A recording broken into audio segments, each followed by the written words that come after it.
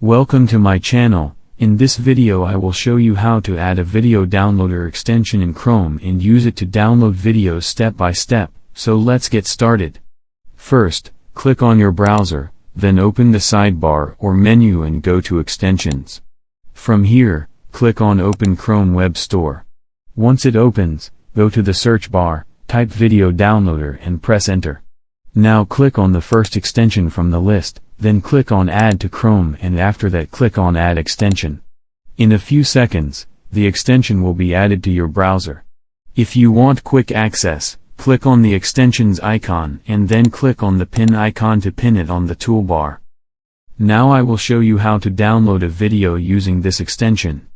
Go back to your browser and type Pixabay in the search bar and press Enter. Open the website and click on any video you want to download. Once the video page opens, click on the extension icon in your browser, and it will show you all available video resolutions. Now select the resolution you want, choose your folder location, and click on Save. Your video will start downloading and will be saved on your computer. So that's it. If you like this video then like, subscribe and press the bell icon for updates.